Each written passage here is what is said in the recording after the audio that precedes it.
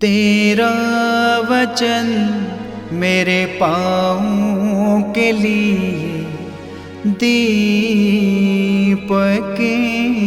है और मेरे मार्ग का उजियाला है। तेरा वचन मेरे पाँवों के लिए दीपक है। पहला पाठ प्रेरित चरित अध्याय 5 पद संख्या 34 से 42 तक।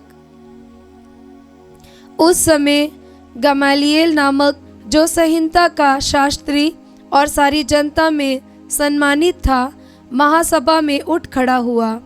उसने प्रेरितों को थोड़ी देर के लिए बाहर ले जाने का आदेश दिया और महासभा के सदस्यों से ये कहा, इस्राएली भाइयों, आप सावधानी से विचार करें कि इन लोगों के साथ क्या करने जा रही हैं।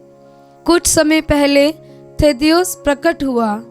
वह दावा करता था कि मैं भी कुछ हूँ और लगभग 400 लोग उसके अनुयायी बन गए। वह मारा गया, उसके सभी अनुयायी बिखर गए और उनका नाम निशान भी नहीं रहा। उसके बाद जनगणना के समय यूदस गलीली प्रकट हुआ।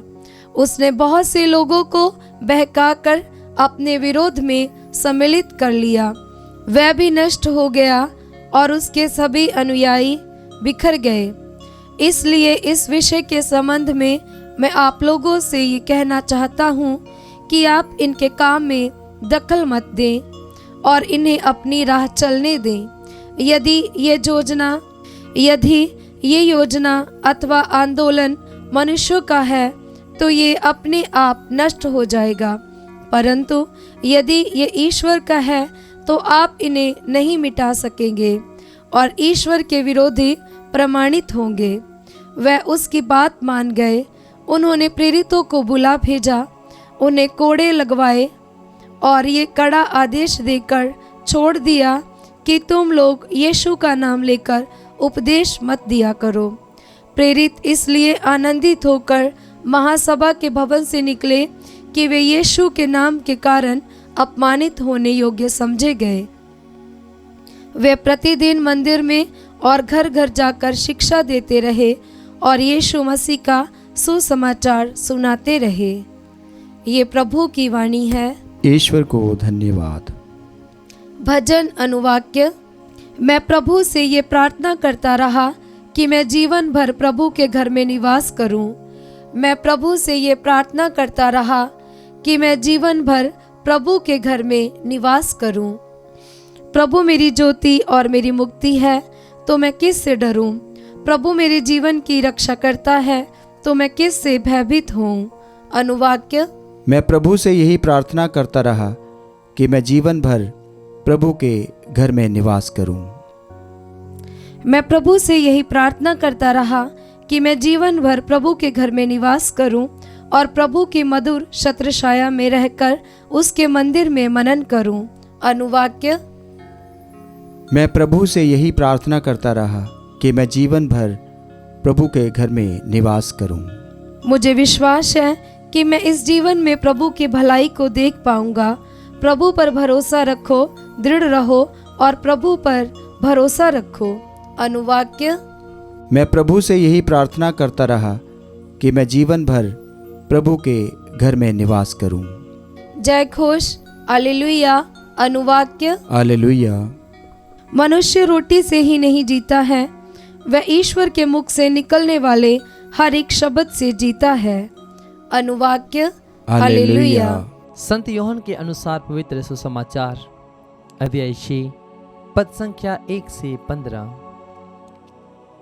यीशु गलीलिया अर्थात तिबेरियुस के समुद्र के उस पार चले गए। एक विशाल जनसमूह उसके पीछे हो लिया, क्योंकि लोगों ने उन चमत्कारों को देखा था जिन्हें यीशु बीमारों के लिए करते थे। यीशु पहाड़ी पर चढ़े और वहां अपने शिष्यों के साथ बैठ गए। यहूदियों का पास्का पर्व निकट था। यीशु ने अपनी आंखें ऊपर उठाईं और देखा कि वह विशाल जनसमूह उनकी ओर आ रहा है, और उन्होंने फिलिप से ये कहा, हम इन्हें खिलाने के लिए कहाँ से रोटियां खरीदें? उन्होंने फिलिप की परीक्षा लेने के लिए ये कहा। वह तो जानते ही थे कि वह क्या करेंगे। फिलिप ने उन्हें उत्तर दिया, 200 दिनार की रोटियां भी इनकी नहीं होंगी कि हर एक को थोड़ी थोड़ी मिल सके। उनके शिष्यों में से एक सिमोन पेतरुस के भाई अंद्रियास ने कहा, यहाँ एक लड़के के पास जौ की 5 रोटियां और 2 मछलियां हैं, पर यह इतने लोगों के लिए क्या है? यीशु ने कहा, लोगों को बैठा दो। उस जगह बहुत घास थी, लोग बैठ गए। पुरुषों की संख्या लगभग 5000 थी। यीशु ने रोटियां ले ली, धन्यवाद की प्रार्थना पढ़ी और बैठे हुए लोगों में उन्हें इनकी इच्छा भर बंटवाईं। उन्होंने मछलियां भी इसी तरह बंटवाईं। जब लोग खाकर तृप्त हो गए तो यीशु ने अपने शिष्यों से कहा, बचे हुए टुकड़े बटोर लो, जिससे कुछ भी बर्बाद ना हो। इसलिए शिष्यों ने उन्हें बटोर लिया और उन टुकड़ों से 12 टोकरे भरे, जो लोगों के खाने के बाद जौ की 5 रोटियां से बच गए थे। लोग यीशु का यह चमत्कार देखकर बोल उठे, निश्चय ही ये वह नबी है जो संसार में आने वाले हैं। यीशु समझ गए कि वे आकर मुझे राजा बनाने के लिए पकड़ ले जाएंगे। इसलिए वे फिर अकेले ही पहाड़ी पर चले गए कि मैं जीवन भर प्रभु के घर में निवास करूं।